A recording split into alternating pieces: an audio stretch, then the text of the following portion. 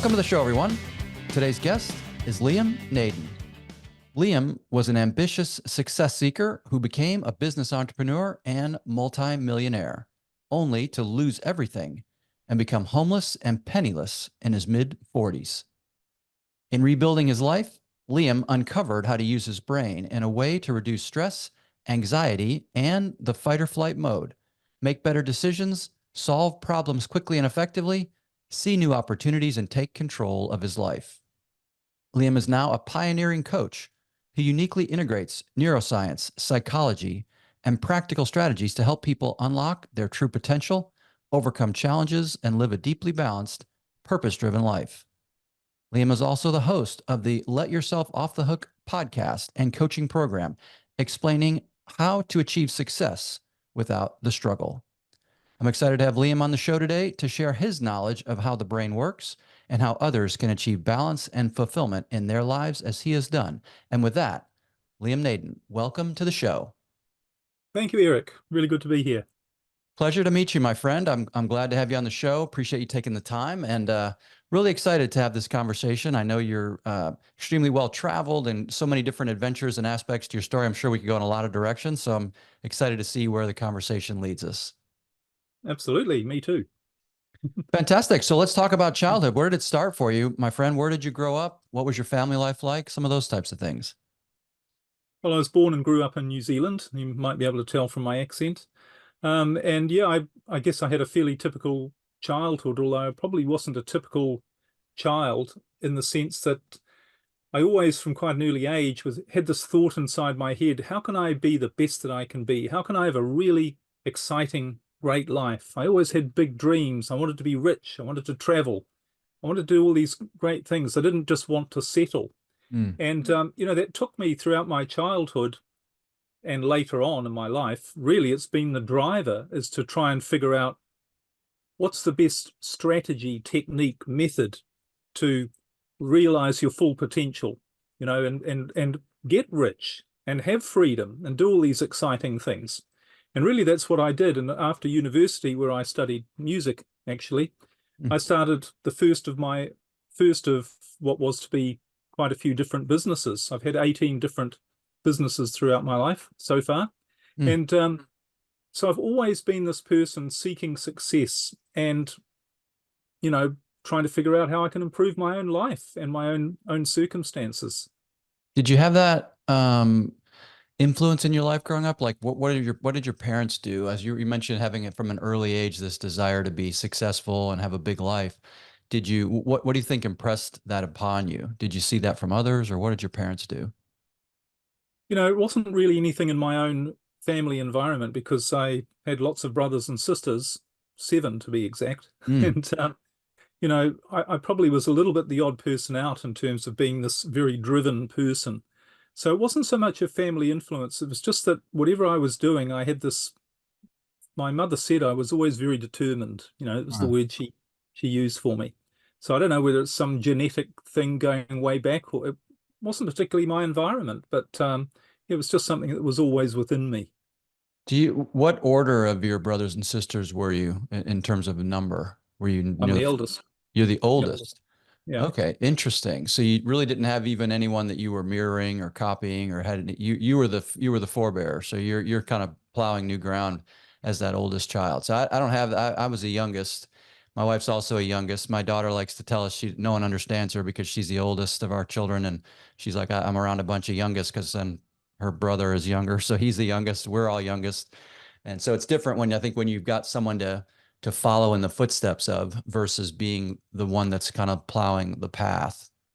And so interesting that you had that drive without a role model. Again, from someone who's always had sort of a role model. Yeah, well, I think, one thing I've learned, and this is one of the things I'm really passionate about teaching people, is who you are really in your core, the essence of who you are. That's what you want to express. And for that, sometimes we think we need role models or we need other people, but really it comes down to connecting with yourself, with who you are, and using that for your own drive, because even comparing ourselves to other people or or saying, I need to do differently what I'm doing now. I need to do what they're doing rather than what I'm doing. That really takes us away from our own power. And I'm sure we'll start talking about what I discovered about what your brain is and how it's designed to work and how it really is a biological machine that's designed to bring out the best in you. And that's about your uniqueness, not about, being similar to anyone Mm. else. Yeah.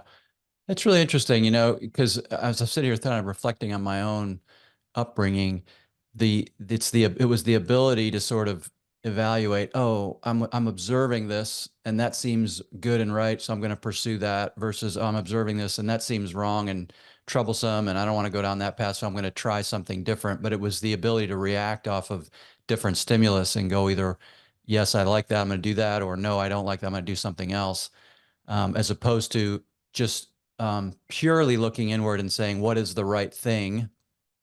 I was sort of in the mode of testing things against one another, right? Looking and saying, yeah, does that feel right? Does that seem right? Does that seem good? Is the outcome, is it worthwhile? Like I would observe my brother or sister either doing something that would get them into trouble or get them an accolade or something. It's like, well, that seems like a poor choice. I don't think I want to do that. Or this seems like a great way to go. I think I'll press into there and I'll maybe do more of that or something similar to that. But it's interesting without that, you're really kind of indicating the better path is simply look inside, right? Look within and figure out what is the best course for you, right? Is that kind of what I'm hearing there? Yeah, and I guess, there's certainly nothing wrong with learning from other people. Mm, there's some great value in that. But once we start hesitating, if you like, or um, being unsure about what to do based on and looking for other people for clues as to what we should do rather than just saying, well, I'm just going to do it. And mm, this is the lesson I learned about how the brain works, is if you get into a particular mental state, if you use a particular part of your brain and you just do it, that's when you get the right results. You don't get it from holding back and trying to analyze. You get it from being in this flow of action. mm. Right on. Talk a little bit about your first business success. So once you start to go, I'm gonna have this big life, and you mentioned university. What did you study in school, and then what did you go off and go do as what you would call maybe you mentioned a lot of businesses, but what was your sort of first, okay, this is becoming successful, and that the kind of that pathway where that went? Well, I actually studied music at university. I did 17th century Italian music and also the organ and the harpsichord. Okay, But after university, I developed an interest in wine. And I guess wine and music are fantastic. both European flavored things. Can't argue with And either one. Both what's good that? things. Get both good things. Can't argue with a good with either one. Music and wine are both Yeah, fantastic. well, as they say, wine, women, and song, as the expression goes. There you go. But so I got very interested in wine, and that was my first business, was selling wine, teaching wine, writing about wine, importing, tasting wine, obviously. So Yep. I was, and that was a very successful business. I set that up in 1991, and it's still there. It's still going, even though I sold it many years ago. And so it was a wine importing business or kind of and wholesale or retail, or what type of wine business was it? It was predominantly retail, but it included wholesaling and Hmm. importing. Yeah. Yep. And so that was a successful venture for you, and you sold that and went into, where did you go from there? Well, I went through a sort of a lost phase, if you like, and ended up in a whole lot of. It's really what contributed to my fall, going from, as you mentioned in the introduction, going from being a multi-millionaire to losing everything. So I went through a really, I had that business for quite a while, but personal things, and it's a little bit complicated and probably not that interesting to your listeners for me to go into detail about it, apart from what I learnt from the experience. Hmm. But I guess I sort of lost my way for a while, lost who I was, lost my focus, and ended up in a situation where I was more and more successful in business on the outside, but I also had more problems and stress. And really, that's what contributed to the fall in the end. Hmm. What do you think was driving that? Driving which? What do you think was driving? So you mentioned you're having success, the business is growing, and so you're outwardly having these sort of appearance of success. I would assume financial success and just a successful growing business, but more disconnected or more, you said, I don't know if you didn't use the word unfulfilled, but you were more feeling this you lost your way. What was kind of happening? How did that show up? And what do you think caused that? Well, I think what tends to happen, and I mainly the work I do is with successful people, whether they're in Mm, business for themselves or they're CEOs or people in high positions, and also people who are just like me starting out, who really just seeking the best way to achieve success in their life. But I think what tends to happen is that we lose the sense of balance, or what we tend to mm, find is we're successful in one area, but other things aren't going so well. And what our life actually becomes when we're successful or a success seeker is this really a constant juggling act of setting goals, trying to achieve goals, doing well in one area, but having lots of problems and lots of things that you have to try and deal with. So, and that really becomes what people think of when they think of a successful person. We have all these expressions we say that, if you're successful, if you're living a great life, well, the price you pay is you have to overcome problems, you have to overcome obstacles, you have to deal with all of these things in your life, and you almost certainly are going to have problems in your life all of the time. But part of success is learning how to be strong and dealing with those when they show up. I've since discovered that none of that is actually true, that the only way you can, in fact, achieve real success, and real success is only defined as being happy with your life, being fulfilled, in other words, getting everything working right. Because if you haven't got everything right, then whatever's not right is going to drag down everything that is.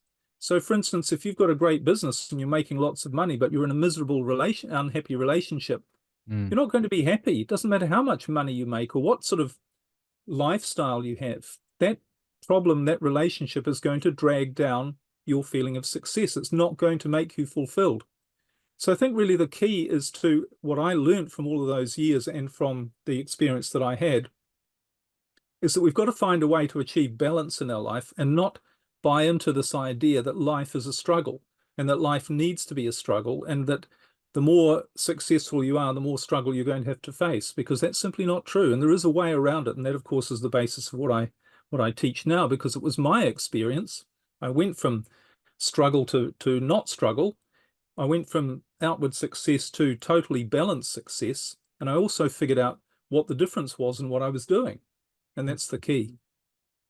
Yeah, I find that a lot as well, right? So, and I've experienced that personally as well, where you're like, man, you start off, you're extremely energetic, you're kind of just raring to go. I know I was when I started in the business world, and the goal was to be successful, which meant typically more stuff, right? More either financial success and or things and or just the ability to sort of provide for the family. Um, for me, it really wasn't about title and things. It was more about the ability to provide. But I see a lot of, my clients as well as just others that I friends, those types of things similarly, right? Where they pursued something and they end up sort of going 1 degree off center in the pursuit of these things. And then they wake up in 20 years and they go, man, I've accomplished all this stuff. And yet I still feel empty, hollow, stressed out. I'm numbing myself through various ways to, and so the question that I've come back to, it's like, so why, right? Why does that happen?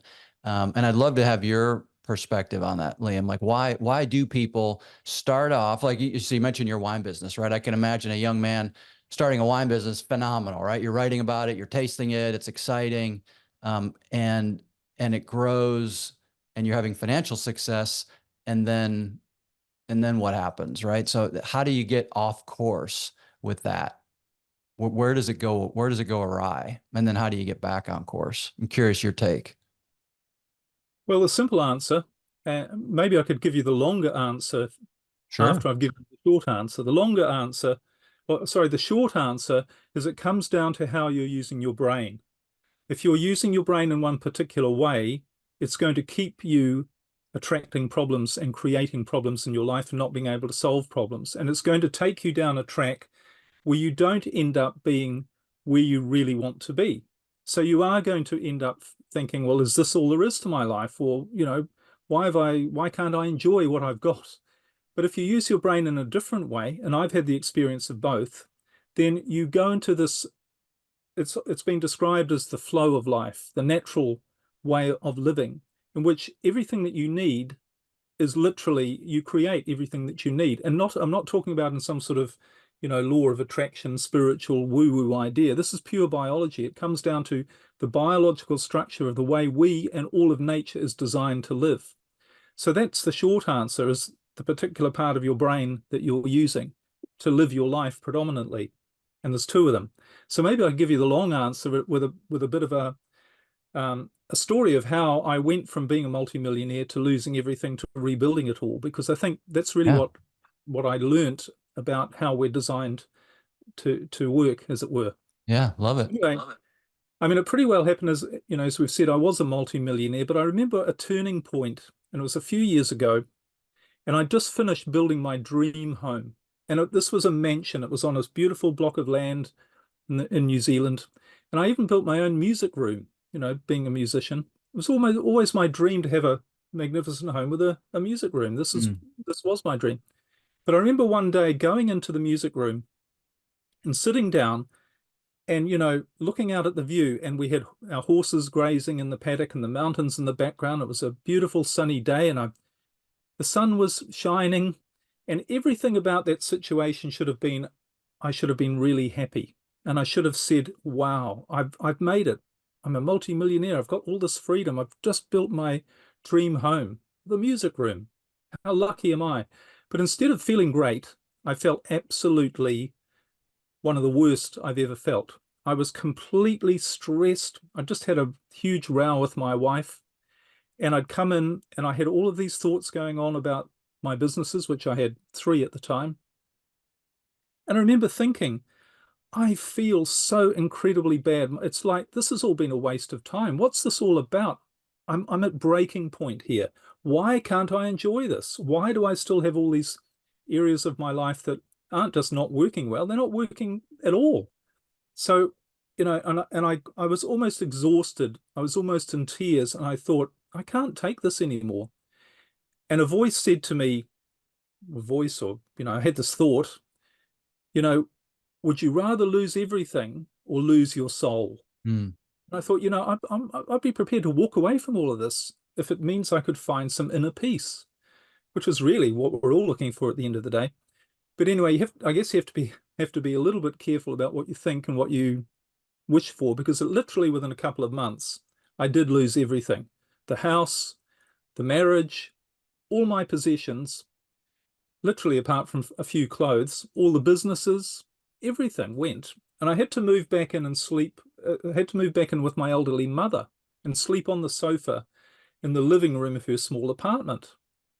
And I sure did lose everything. But I remember from that moment when I said I'd be prepared to lose everything, I really didn't know what losing everything really meant. I mean, I don't know if anyone listening has been there, but you go to this very, very low place when you can't see anything, any possibility. And it's almost like you're going, all of the pressure is sending you on this downward spiral, if you like. So I felt absolutely terrible. I felt lonely, abandoned. I knew nobody in this town. I had nothing. The only people I ever talked to are people trying to get hold of me to give them money that I didn't have, who I owed to. And I remember saying to myself, or a couple of questions get coming up in my mind, and because I was so confused, and I kept thinking, why has this happened to me?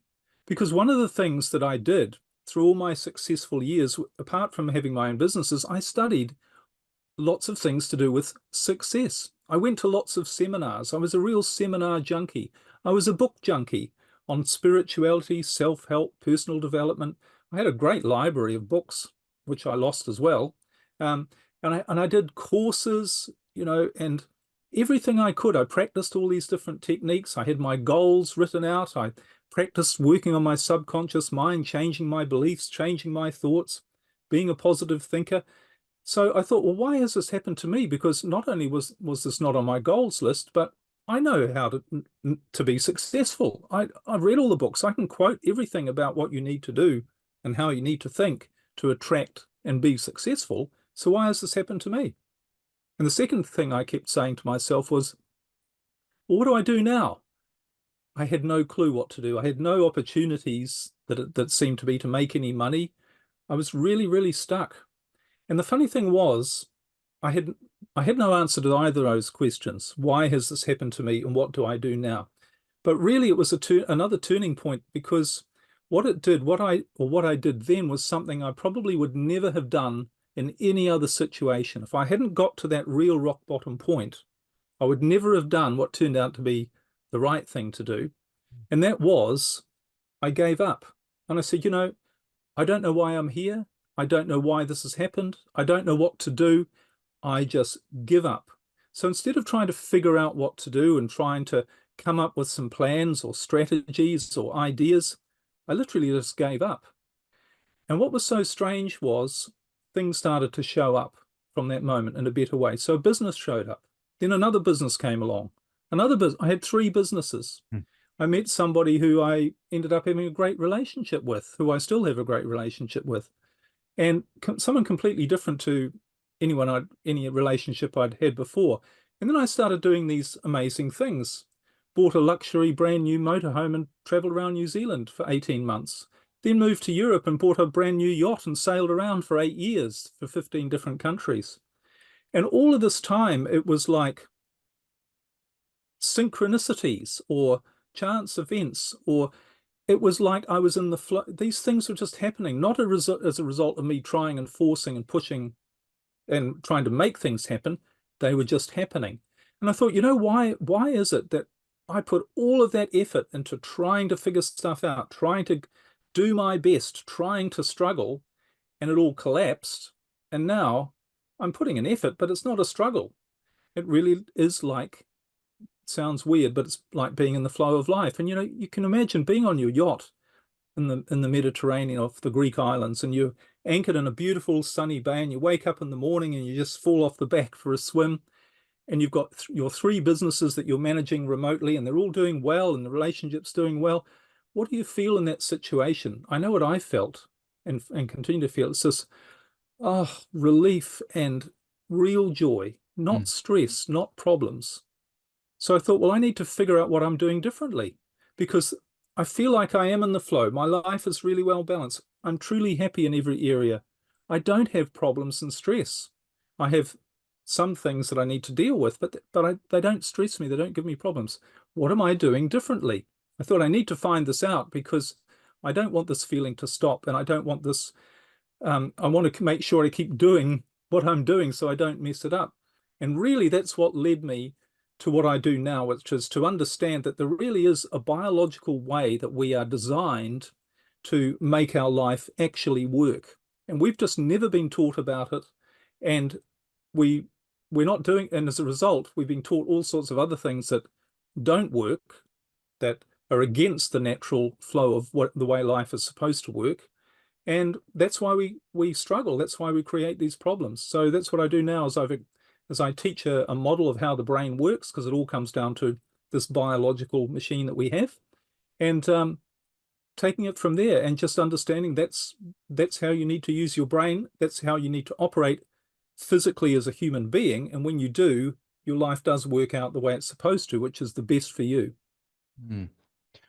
Yeah, man, that's super, super interesting. I'm curious because you touched on some things that I would, as I'm listening to your story, that I would equate to faith, right? To a trust or a belief in a higher power.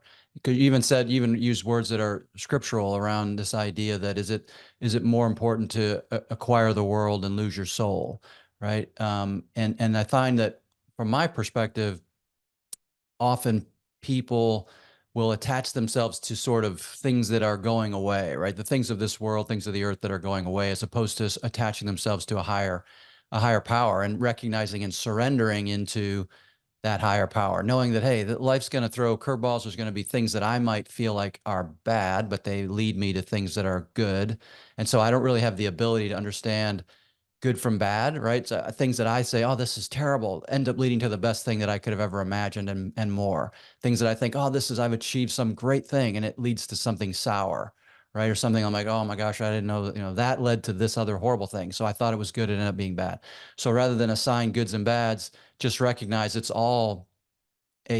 it's all a gift. It's all part of this journey that's hard to really see the end of. We just have to surrender into it and trust. If we're I would, again, my belief is communing with God, right? That if our goal is to commune with God and to be close to God, that ultimately that's what we're here to do. And the things of the world are going to fall by the wayside, right? And go away.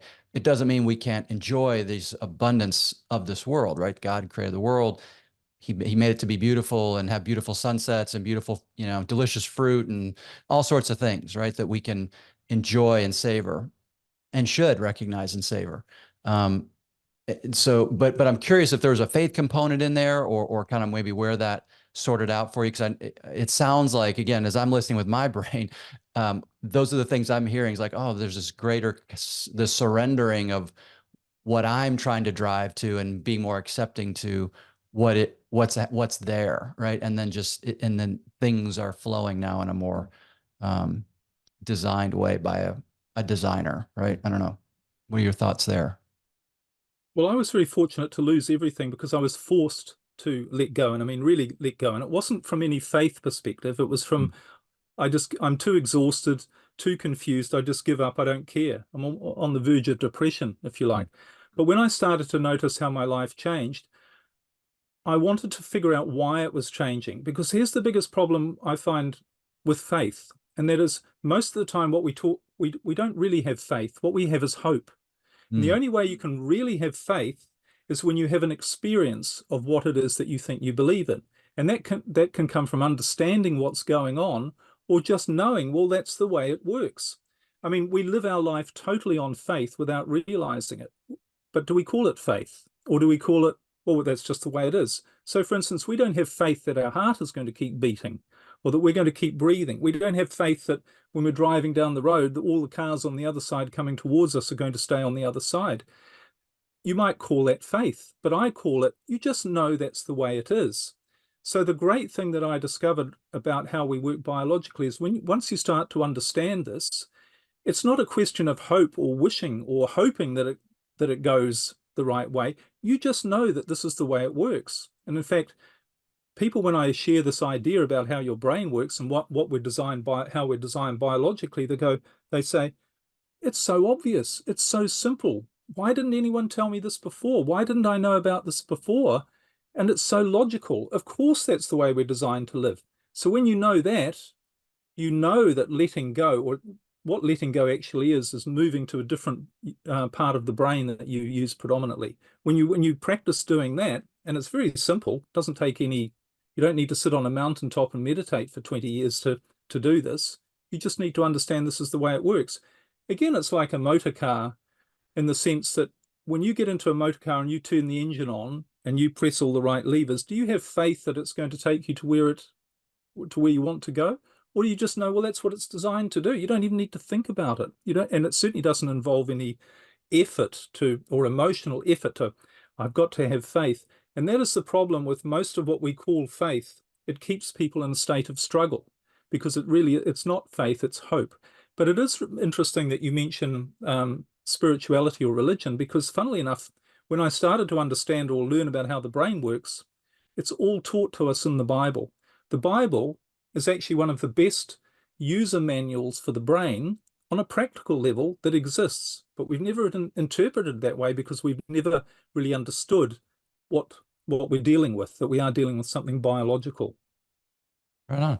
Speak more about that. So talk about the four areas of the brain. I know you talk about eliminating fear and stress, and you've said that a few times about eliminating stress and sort of the struggle. Talk about and you mentioned, I think, the four areas of the brain. Talk more about that and kind of how they Yeah. work together. Well, the first really important thing to realize, and I'd completely overlooked this when I was in my being a seminar junkie and reading all the books and doing everything I could to be successful, nobody had ever talked to me about or even mentioned what is the purpose of all life, or what are we actually here for? And the thing is, what we need to realize is that doesn't matter what else you think or how determined you are, nature rules. Nature overrides everything. We live in this physical world. We're in a physical body, in a physical world, and the rules of nature, or nature, is going to override everything. You can be, for instance, stand on the top of a 10-story building and you can visualize yourself going up in the air, and you can pray, you can meditate, you can practice any technique you can change your subconscious thoughts and your beliefs and do all those stuff, all those things. But if you walk off, you're going to go down. Doesn't that overrides everything? Obviously, the law of gravity. So nature rules, but also nature has rules, and that's one of them, the law of gravity. But there's also a rule of biological life that overrides everything. And every biological scientist, if you were to ask them this, they will tell you that this is actually proven truth. And that is, all nature, every living thing, is primarily designed to do one thing, and that is to survive. That is the overriding purpose that everything, as I say, everything is designed for, is to survive and to thrive, which means to be the best that it can be so that it has the greatest chance for survival. And this state of thriving, being the best that it can be, science has a word for it actually. It's called homeostasis.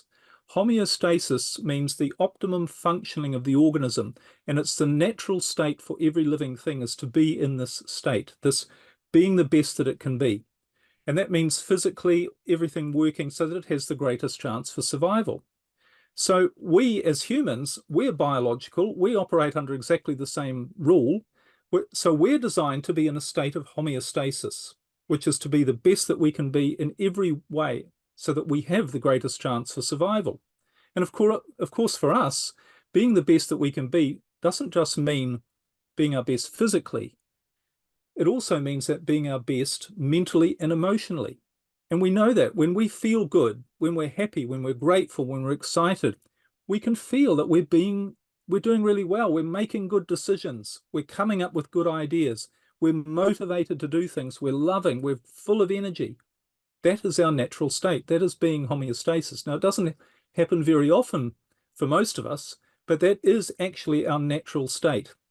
That's what we're designed to be like.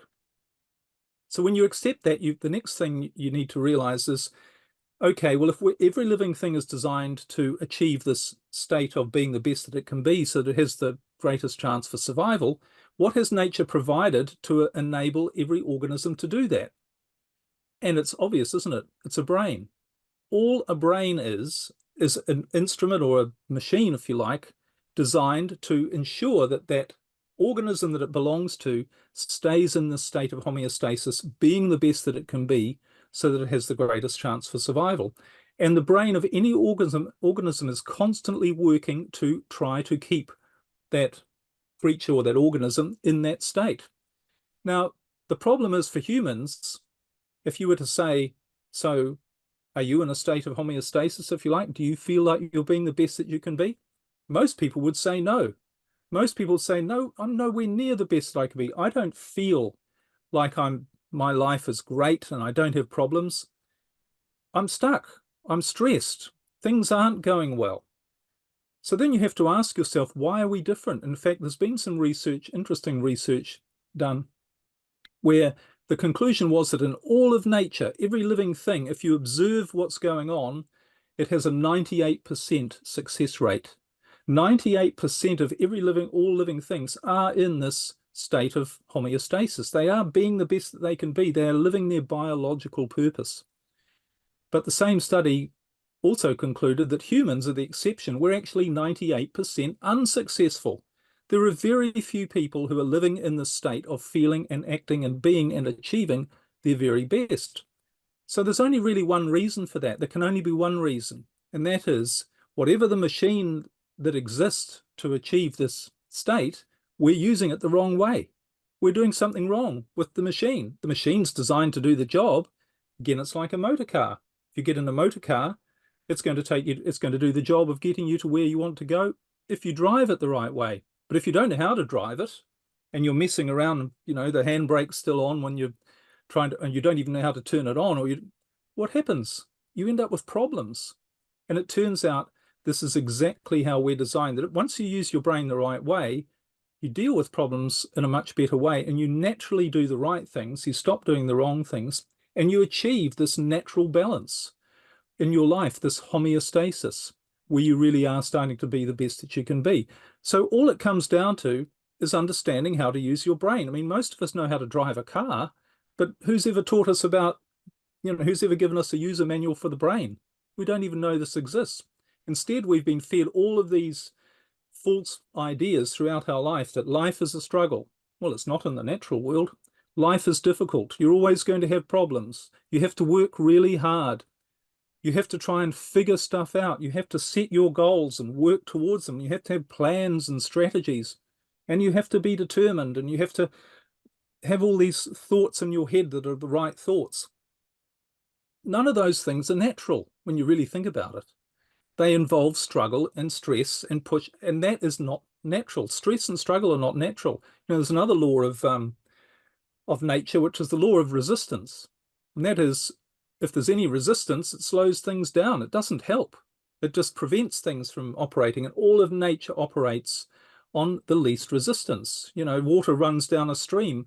If it comes to a rock, it just goes around it. It's always seeking the path of least resistance. Because the other important thing to realize, and I hope I'm not going on too much about this here, but the thing to realize is that nature has had billions of years, well, certainly thousands of or hundreds of millions of years, to figure out the best way to do things, the most efficient way to do things, the path of least resistance, if you like, to get the best possible result. So all of the struggle or problems or difficulties, nature's figured it all out, through this, what Darwin talks about, the sort of evolutionary process and survival of the fittest. Nature has figured out all of the right ways to do things.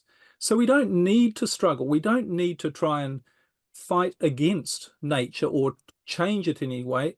It's all there. It's all natural. It's all designed to make your life unfold. And it comes down, again, now we can talk about the brain, if you like, and how it actually works. But I think it's important to realize that is what you're here for. You're not here to struggle.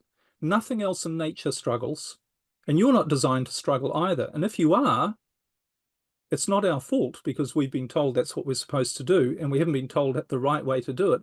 But it just comes down to understanding a couple of things about how your brain works and how it's designed to do the job for you. It's interesting. I was finding myself sort of listening, my view, and I'm listening for obviously learning, right? Learning your perspective, comparing it with my own thoughts on these matters, right? In these areas. The question of why am I here, right? So I would say that the answer to that is I'm here to serve and worship God first, and then serve my neighbor second, right? Love my God first, and love my neighbor as myself. And when I do those things, I find myself in that state of homeostasis, right? Where I find myself in that state of thriving and feeling good. When I'm in that mode of I'm recognizing and honoring God, having gratitude for the things in my life, good, bad, and indifferent. And then I'm looking to ways to serve others. That's when I'm in my best state, right? My best mental and emotional state. And when I'm not chasing the things of this world, which is often things of social status, success, financial things, shiny objects. They talk about the Internet of Things. I talk about the world of plastic things, right? So the plastic stuff. And hey, there's some amount of plastic things that's great, right? It's lovely. But I think when we start to focus too much on things outside of, and the further away we get from that center of worshiping God and worshiping or not worshiping, but honoring and serving our neighbor, we get into this state of conflict, right? Where we started feeling this angst and struggle. When you talk about nature, it's interesting to me because I think of nature as being a constant struggle, right? When you look at, typically animals, right? Anything other than human. And really, if you look at human, even 200 years ago and anything beyond that, the struggle was just eat, right? Find food, find water, find shelter, procreate, and not get sick, right? And eventually some of those things were going to get out of alignment and you're going to die, right? So nature is in this sort of constant battle for those things. And yet the birds of the trees and the animals they don't know any better, right? They're finding food. Some winters are lean and hard. Other ones maybe not. They're finding shelter. If they're finding food and shelter and water, life is pretty doggone good for the birds and the bees and those types of things, right? Yeah, I think the only creature on the planet to commit suicide, right, is the human creature, right? So we're the only ones that our brain has evolved to this point of allowing us, I think, to get out of this mode of honoring God and honoring our neighbor and chasing things that are not in alignment with what we were designed by our creator to do. And it leads us into these dark places, right, of depression, anxiety, and all these things. And again, I'm sort of, Liam, listening and trying to learn from your point of view as well and how do I overlay that with my own thought and testing it for, where would I see overlap and consistency or agreement, those types of things, and or where can I learn or where do I disagree? And so it's interesting because what I'm hearing is I would see a faith component into what you're saying, even though you're talking about it in terms of very much sort of physical, biological. I look at that as there is an ultimate, though, creator to your biology, a creator to the physical, a creator to the science that ultimately leads us back to, that wants us to lead back to that creation, right? That creator. But yeah, please continue too, or any thoughts on any of that I just shared there? Any reactions? Well, just a couple of things. Firstly, I used to think too, and maybe it's because I watched too many wildlife documentaries, that nature was a struggle. But if you read the literature and if you look at the research, even going back as far as Charles Darwin, he had this theory of survival of the fittest. But what all of these people have concluded, and what amazes them, the conclusion they come to, is this dance of life. It's not actually a struggle. There's this balance to all of life. And there are things such as biomimicry, which you might not have heard. There's a lot of research going on in that area, which is essentially to look at what's going on in nature and how any natural processes or features can be used for technology. So, for instance, studying the flight of birds to help us with our own, technology of flight. And so it's not actually true that nature is full of struggle. We think that because, again, we've been watching too many wildlife documentaries. But I think there's another important thing when it comes to faith and this whole biological thing, because I certainly agree with you. Obviously, there's an intelligence that is, we live in an infinite infinite universe. And that means it's intelligent. And that also means the intelligence must be infinite. Now, whether we want to call that God or an infinite intelligence, but there is something managing and creating everything. And if you really think about it, the way I explain it is to say there is an infinite intelligence that has designed you to have the best experience possible. It wants you to be the best expression, not only of yourself, but of itself. Agreed. That's what it's designed for you to do. And it has put you in a biological environment with all of the tools and everything you need for that to happen. So if you want to take it down to a God thing, there's God up in heaven who's pure love. And he's saying, I'm creating you and I'm giving you this life experience and I'm giving you everything that you need to have the best experience of yourself so that you reflect the greatness of me and of everything. Right on. So what I've provided you with is a body to experience it and a brain to make sure that all the right things happen. And I also have told you in the Bible how to use the brain so that you get this experience. But if you're not getting that experience, you can't blame me. I've given you everything you need. I've told you what you need to do. But if you're not doing it right, and whether that's because you don't know what to do, which is usually the case, or then how can you blame God? Right. But so God has provided this biological environment and everything you need to be like all of nature in this perfect state to reflect perfection. So, and I think I can certainly give you some talk about what it says in the Bible about how to use the brain. And it is biological, because that was the thing that struck me when I started to bring all this research together and develop this picture, not only of what I was learning, but what I was doing and how it was explaining things, was this amazing tie-up between biology and science and religion and spirituality. They're all teaching the same thing, but they are all teaching something physical and biological. This isn't just an idea. This isn't just about going away and thinking, well, if I say something often enough to myself, I'll believe it and then that'll make it happen.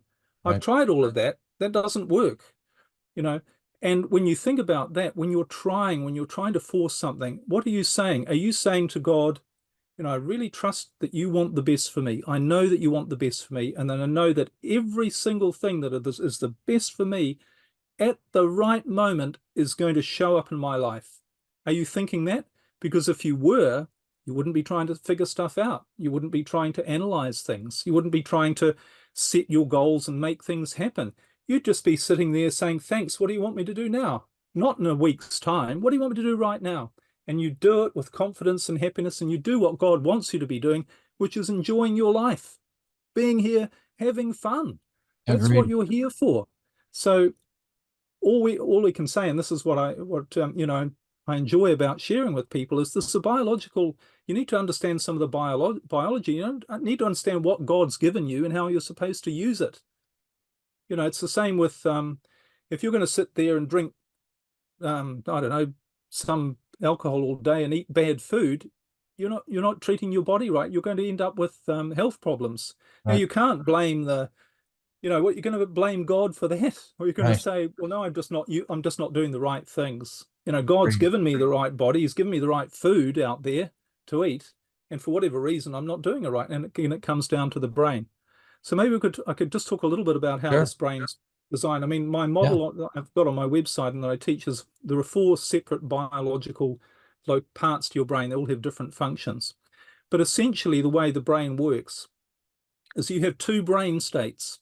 One keeps you in homeostasis, this being the best that you can be and all the right things happening. And the other part keeps you stuck.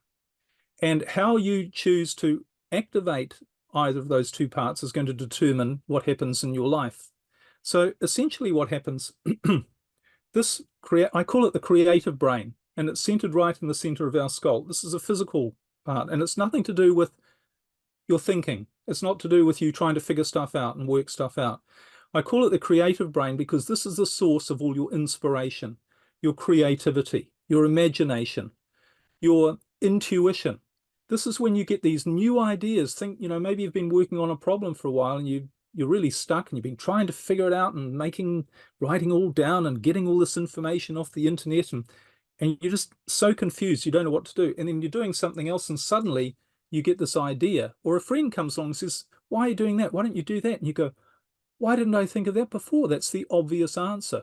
So and also this is where you get these new ideas from your creative brain. You get your intuition and gut feelings. You go, maybe we sometimes call it that quiet voice. This doesn't feel right to do this. Most of the time we do it anyway. Mm. And then we wonder why we've got problems. Or I should do this, or, but whatever it is, that quiet voice, this is all the creative brain. It's also where your motivation comes from. It's where you see new opportunities, in business or in your life. You suddenly see, hey, I could do that. There's a business opportunity that you didn't see before. So one of the things to really realize about the creative brain is that all of these things are what are going to keep you in this homeostasis state, doing the right things. You're going to find the solutions to the problems. You're going to know exactly what you should be doing in any moment. You're going to be motivated to do the right things. You're not going to be held back by trying to wonder whether it's the right thing or not. You're just going to do it.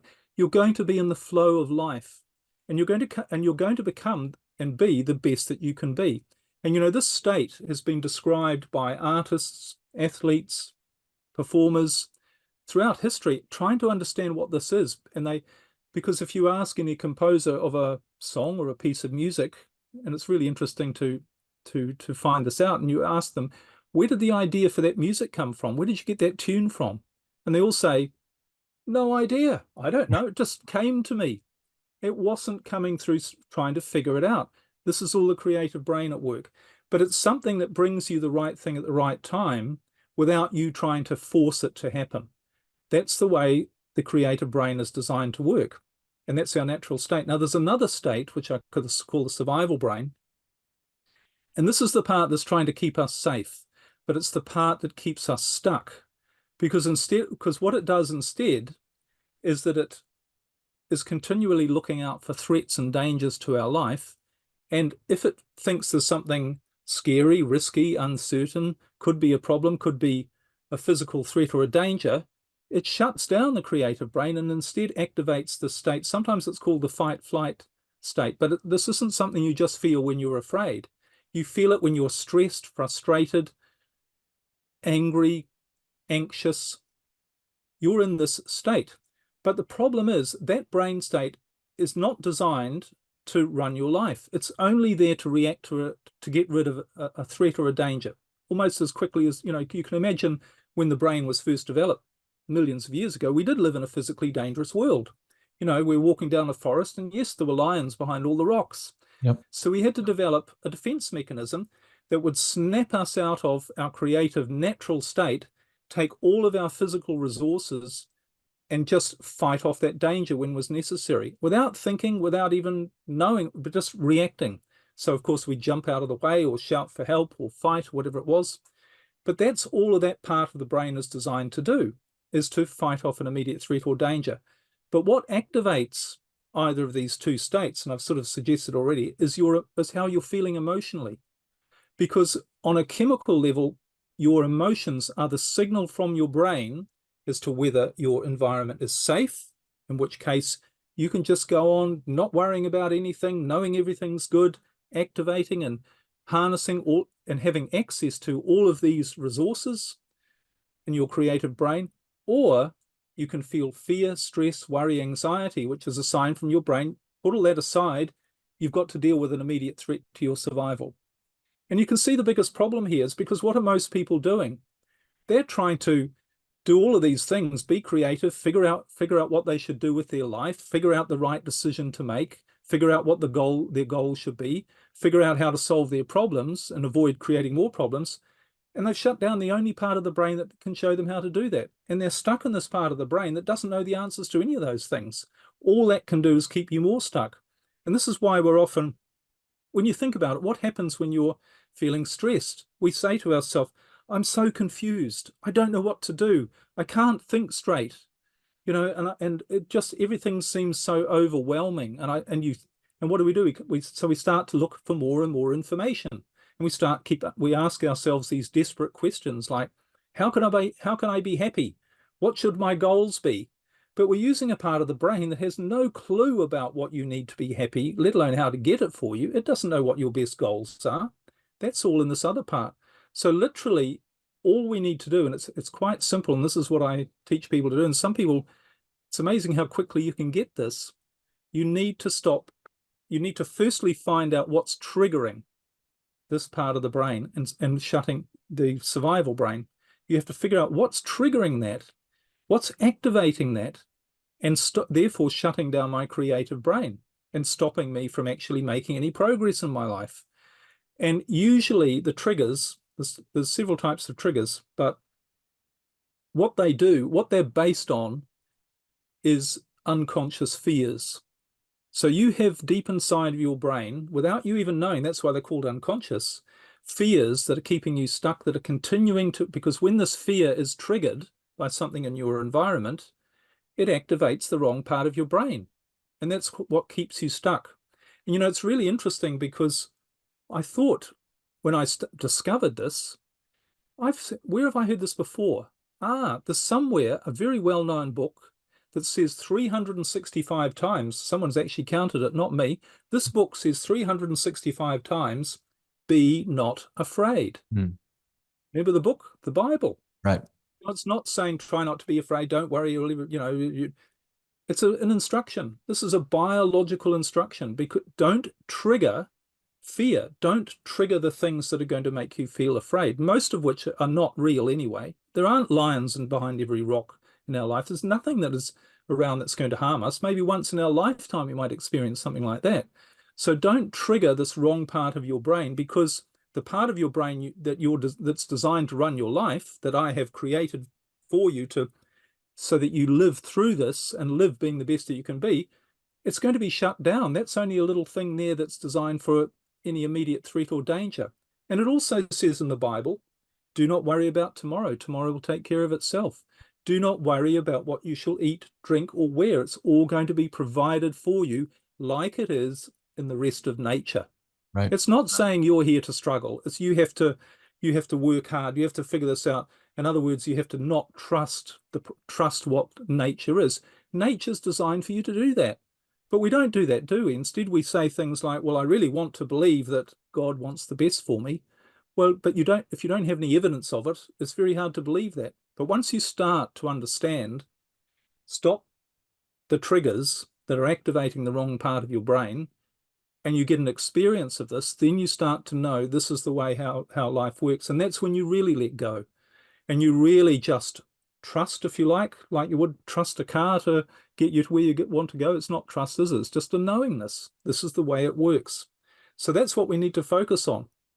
And it's not like we haven't been told this is what we're supposed to do. We only find it difficult, of course, because we don't understand how to do it or that that's the way to do it. But this is so natural. This is the way it's supposed to be. So very interesting. So you've got, so the two areas that I heard, the homeostasis, creative, natural is one. And then the second is stuck survival brain, which I totally get what you're saying there. Makes perfect sense. We are wired as creatures to always be trying to just stay alive, right? So we were, however many millions of years of human evolution of developing on this world, on this earth, of being afraid that every stick was a snake or every rock was actually a bear, that we couldn't quite see. And so best just to run from every rock and every stick so that we would be sure to survive to the next day.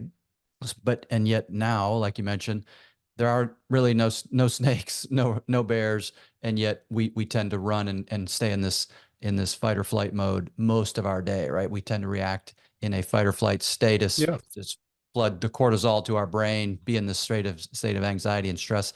And so those are the two. Are there two more areas of the brain? Did I misunderstand?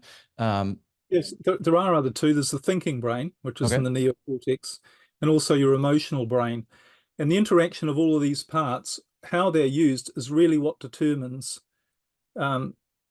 which brain state you activate, whether you're using your survival brain predominantly. Because again, we've missed, Yep. it's all about awareness and understanding. We think from a very limited perspective, from spending most of our time in our survival state, using our survival brain. We think, like most people have taught us to think, that life is difficult, that there are lots of problems, that you can't be safe, you can't feel safe and secure. You have to make your own reality. You can't trust that the right things are going to show up in your life. But here's a really interesting exercise for people to start to become aware of this. If you think of one thing in your life that was the most significant thing that you can imagine that's really changed the course of your life. And for many people, when I ask them this, it's like, well, the person I met who became my wife or my husband. And when you think about that moment, when you meet the person who becomes your life partner, it's a life-changing moment. Your life goes in a completely different direction, doesn't it? Not immediately, but it sets the course of your life. And there you are, you meet them, you get married, you have children, and your life's gone that direction. But here's the thing, the day before if we all think about who it is that's our spouse or partner, who is that person, go back to the day before that happened, before you met them. Did you sit down and say, now tomorrow morning at 9 a.m. I'm going to meet this person, and this is what they're going to look like, this is their name, this is going to be all their description, this is going to be their personality, and we're going to go on and we're going to have 3 children or however many, and we're going to do all these things? You didn't do anything like that. So the most significant things in your life are never on your goals list. They're never something you've planned. Right. They've something that's just come along. And me losing everything, that wasn't in my plans either. So what we have to acknowledge is there is something else at work that's beyond us trying to control our life and figure all this stuff out. And when we realize that, we also realize that what this thing is, it's designed to make all of the best things happen for us. That's what it's biological purposes, our biological purpose. There is no biological sense in coming here to die. We're here to survive, have the greatest chance for survival. So again, we need to think about that. There is something else at work beyond our conscious thought, but all of us are trying to figure this stuff out, to work this stuff out, to come up with, and this is all in our thinking brain. Our thinking brain is very, very limited. Our thinking brain contains what we know, what we've learned in our lifetime, the books we've read, the stories we've picked up. Our creative brain knows infinite intelligence. It knows what to draw on, what information you need whenever you need it to make you the best that you can be. And it's probably almost certainly going to be something you haven't thought of. when I ended up being homeless, now if someone had said to me, look, Liam, you're going to spend 8 years, you're going to buy a brand new yacht and you're going to launch it in Europe and you're going to sail around the world for 8 years and you're going to have three businesses that are going to go really well, and you're going to have a wonderful partner to share it with, and you're going to go everywhere from Norway down to the Greek islands and Turkey, and you're going to, now I would have absolutely, what would I have thought? I was so they were crazy to suggest Mm, that, not just because I didn't think that I could achieve it, which I certainly didn't, but I didn't even know that's what I wanted. mm. I had no clue that was my goal. That was what I wanted to do, but something else knew that's what I wanted to do. That's the part we need to hook into and access. That's the God part. That's the letting go and trusting part. Something knows far more than you think you do about who you are and how you're designed to be the best that you can be. I mean, another thing that our equipment or the way we're designed, in every cell of our being, we have this stuff called DNA. Mm. Well, we've all heard of DNA, but what is DNA? It's actually a blueprint of who you are biologically, and it contains 250 million pieces of information about you. Now, you don't know 250 million things about yourself, Yep. but your creative brain does, and its job is to manifest the best of that blueprint. So and that's what it'll do. And it's not something that you've already figured out. It's something else probably that you had no clue about that will make you the best. That's what it's designed to do. It's pure biology.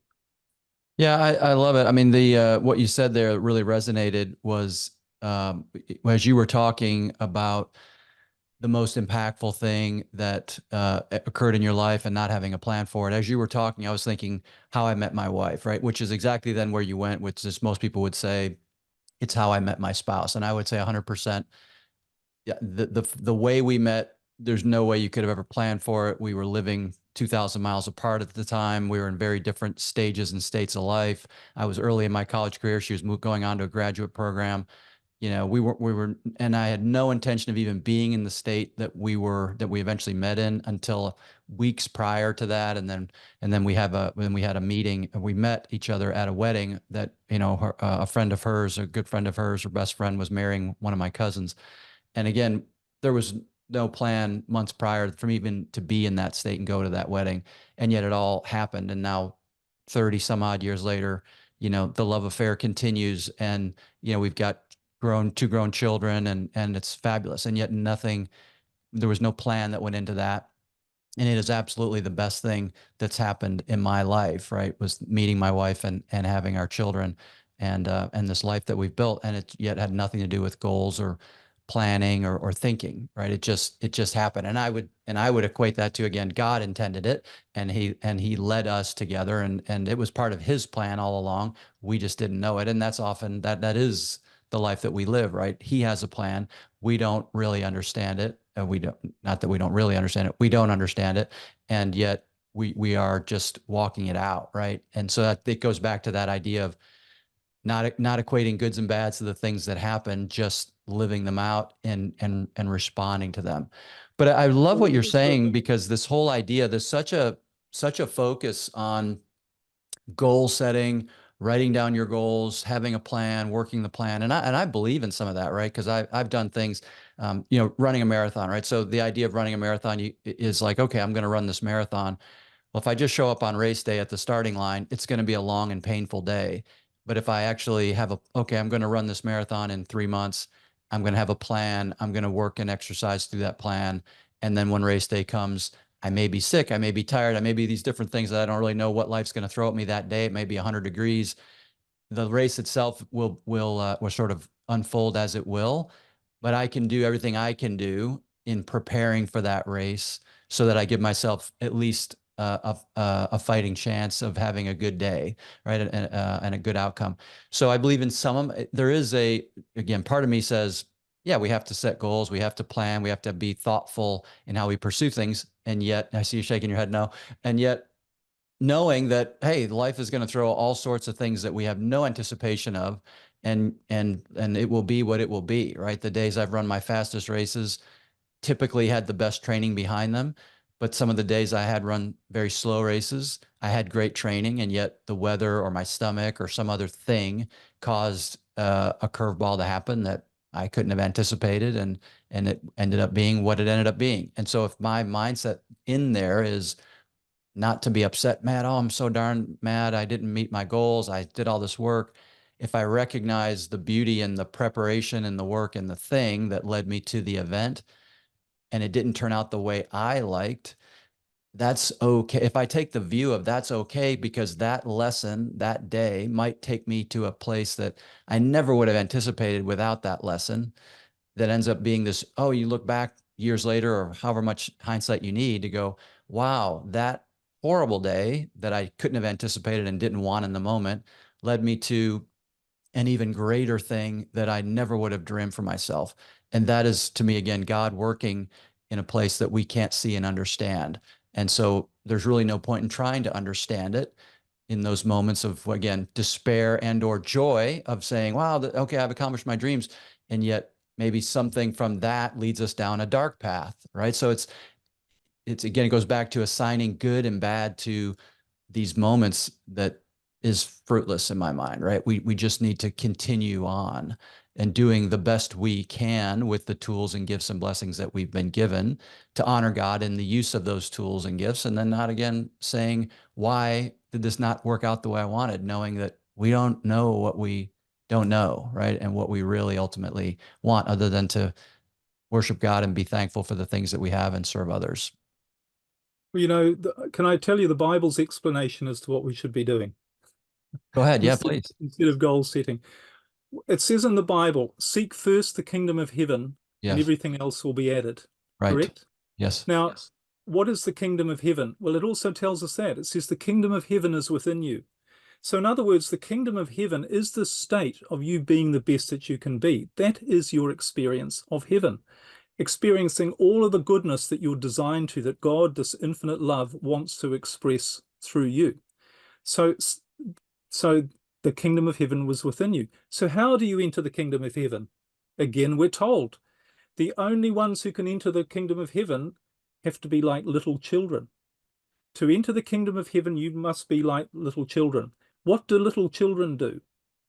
They don't set goals. They don't worry. They don't struggle. They don't try and plan ahead and figure things out. They enjoy the moment. They're expressing themselves fully in the moment. We love looking at little children for that reason. It reminds us of what our true essence is, what our true nature is, how we're designed to live. So God is telling us that you don't need to figure any of this stuff out. You don't need to try and work it out. If you honestly know that you're designed for every right thing to happen to you in exactly the right moment, instead of worrying about or trying to figure out what you shall eat, drink, or wear, why would you do anything other than just be in this present moment and know that the right things are going to show up? And that really is exactly what happened for me. What I realized that I was doing, things were showing up. I was putting in the effort, but the reason I was able to put in the effort was because I was enjoying it. It wasn't something I had to stop and figure. And I also didn't need to work stuff out. And this is also explained biologically, because there's another law of nature, which every biological scientist will tell you is true, and that is nature operates on a law of efficiency. In other words, everything is designed to get the maximum amount of output for the minimum expenditure of energy.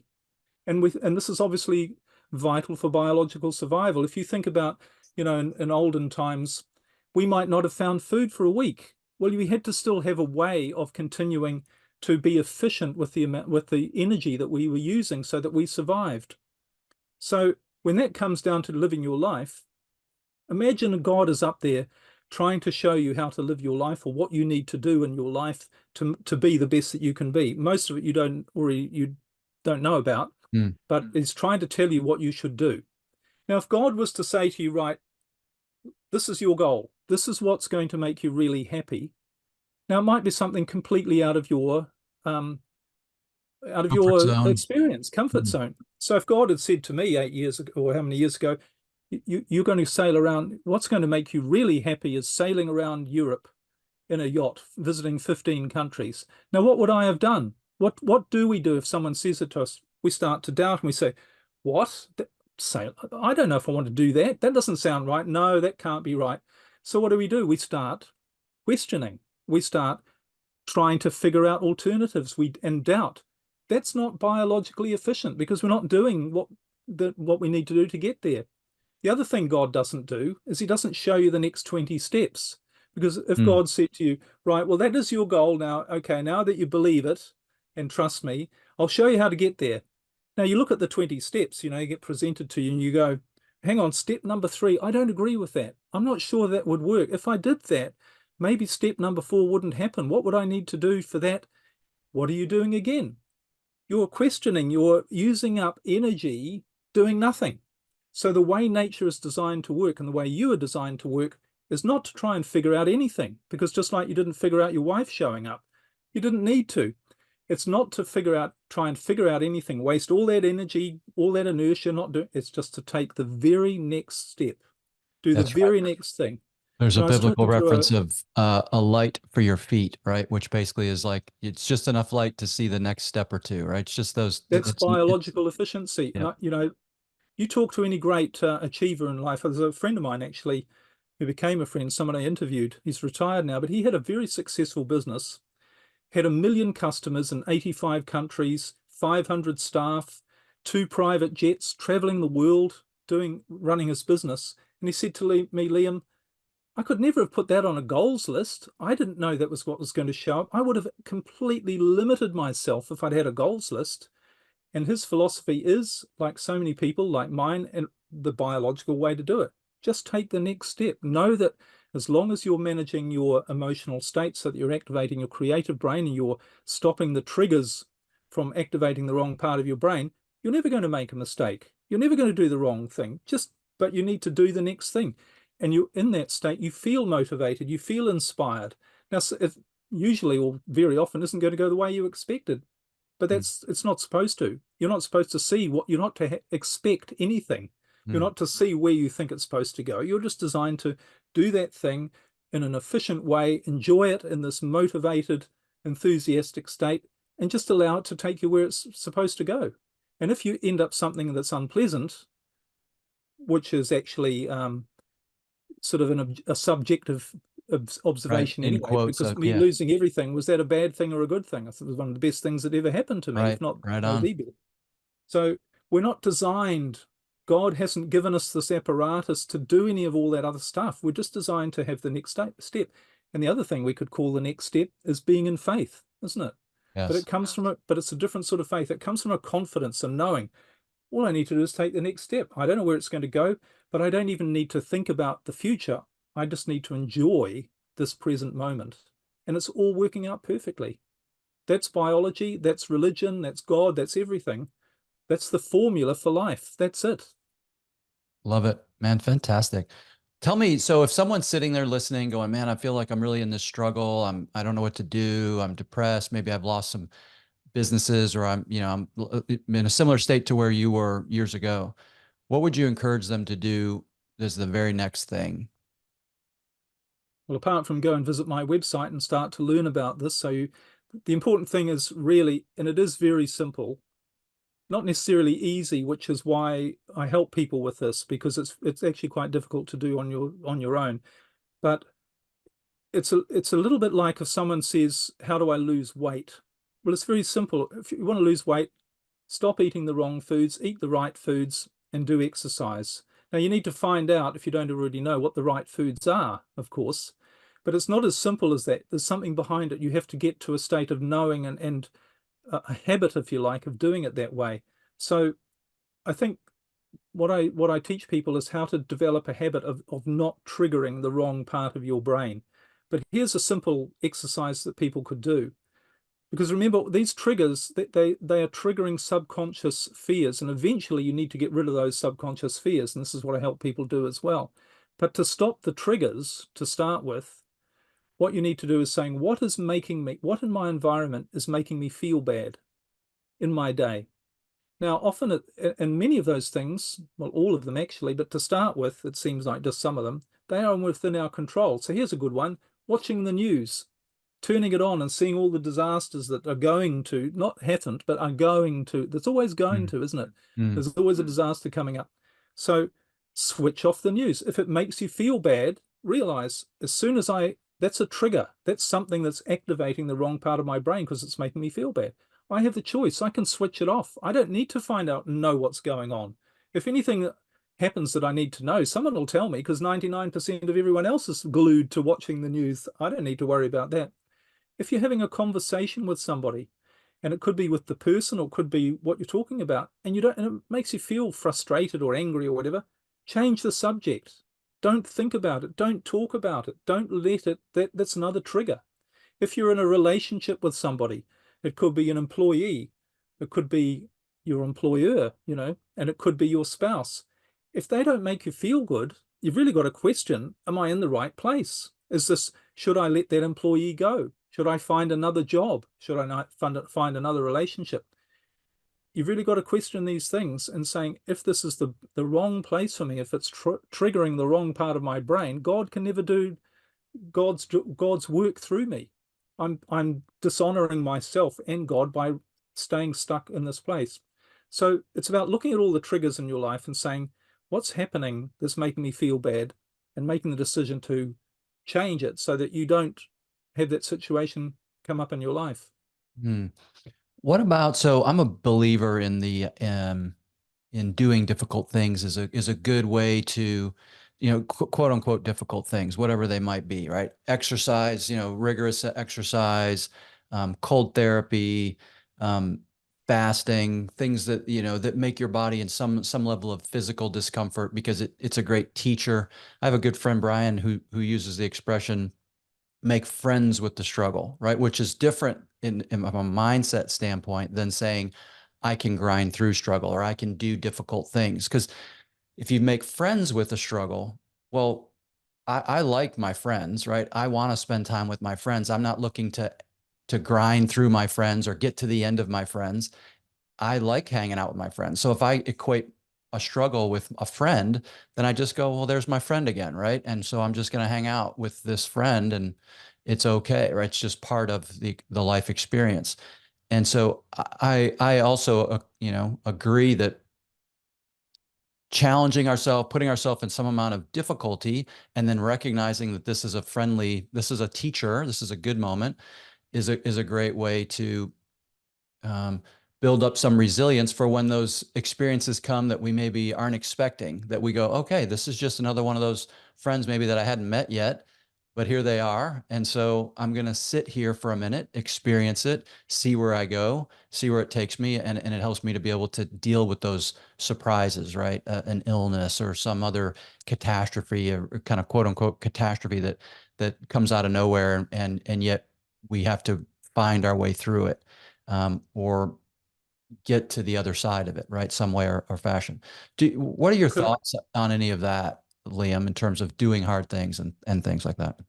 Well, here's the thing, really, that when you start using the creative part of your brain consistently, when that is your predominant state, when you stop the triggers, stop the unconscious, or you remove the subconscious fears, you stop the triggers to keep you stuck in the state. So you live more permanently, if you like, in the flow, in the natural state of, whether you call it trust, faith, whatever it is, just being the best that you can be, feeling this natural flow through you. One of the things that changes is your awareness, because you really only see struggle and stress when you're in the stuck state, because that part of the brain is designed to focus on problems and focus on anything that's wrong in your life.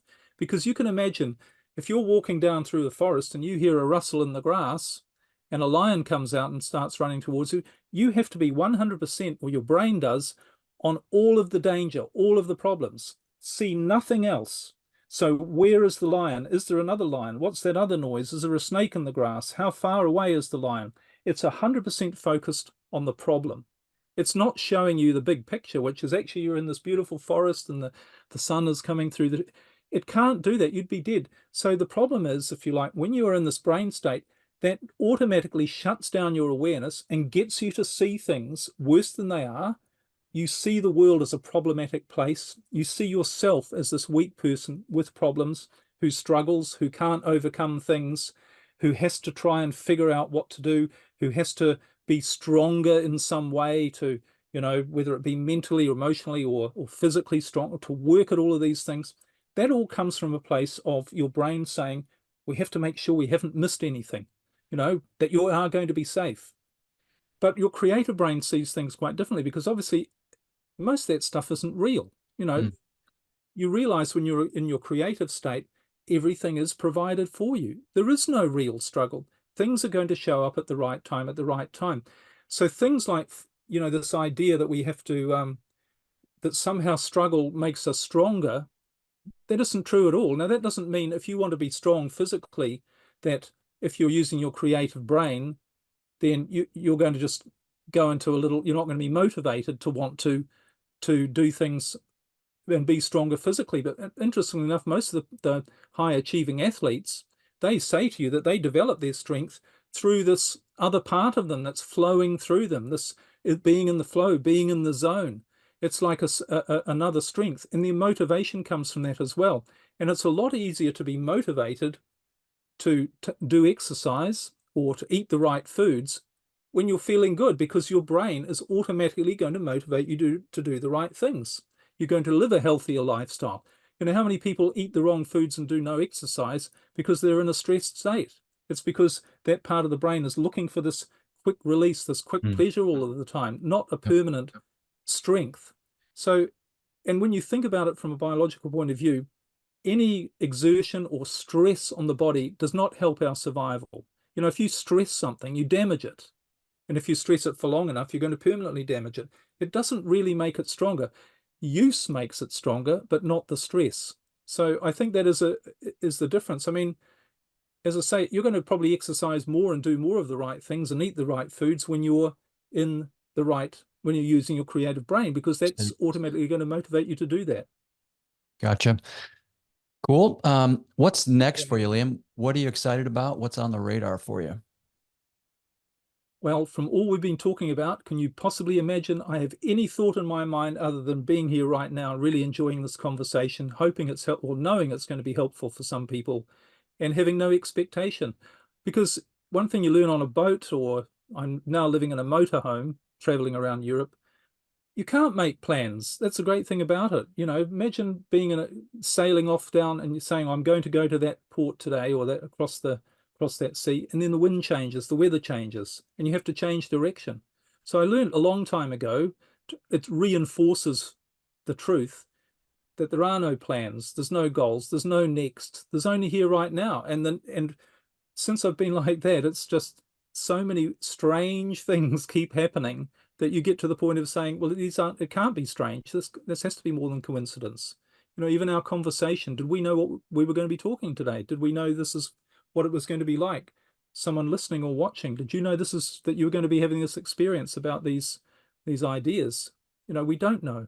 And we don't need to know. That's the thing. We just need to use our brain, manage our brain in a way that's going to make sure it all happens the way it's supposed to. Love it. Where can people find you and connect with your work or with your thoughts and your teaching, Liam?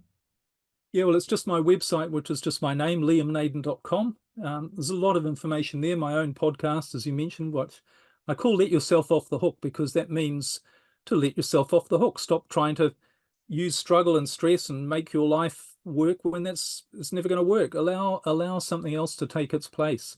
So that's all on my website, liamnaden.com. And I also have a short course there about how to use your brain and how to get much better results in a different way, with some more techniques, if you like, ideas on how to stop these triggers and how to put yourself in this natural state, and how to understand that, like with a car, I keep coming back to the car, but when you know how this works, it's like, oh, this is so logical, it's so obvious. And then you see results, and then you start living in a different way, and you have a different life. And it really gets over this thing of getting past, oh, is this all there is? Or I'm still frustrated. Or you don't have any of that anymore. You suddenly have this knowingness that you are being the best that you can be. You're here doing what you're supposed to be doing. And that's what we're all supposed to experience. That's what it's all about. Fantastic, man. Any social media handles, anything like that, or the website and the podcast? We'll definitely get those links in the show notes, but anything else, any other ways to connect? I'm sure people will find me if the right thing will show up for anybody. Yes, I'm on social media, I think Facebook and all of those, Okay. but if it's right for somebody to maybe learn more from me, their brain will take them in the right direction. I love it, man. I love that flow. Yeah, it's been a great conversation, Liam. I really have enjoyed it. It's been a good exercise for my brain, and I love your perspective. I think there's so much commonality in how we think. Maybe not at the initial surface, but I think as we got in the conversation, I just love your perspective on things, and I see God working in all those ways. So it's awesome. But I really appreciate you sharing everything you'd share, and I'm sure it's the audience will love it as well. Wonderful. Thank you so much for having me on the show. It's great work that you're doing. I love your show. I appreciate it so much, Liam. To our audience, thank you for taking time to listen. Always appreciate that you do that. If you would like the show, if you would give us a rating, a review, all those things help us reach a broader audience. Until next time, friends, I'm Eric Sardina, and you've been listening to the Return to Authenticity podcast, and bye for now.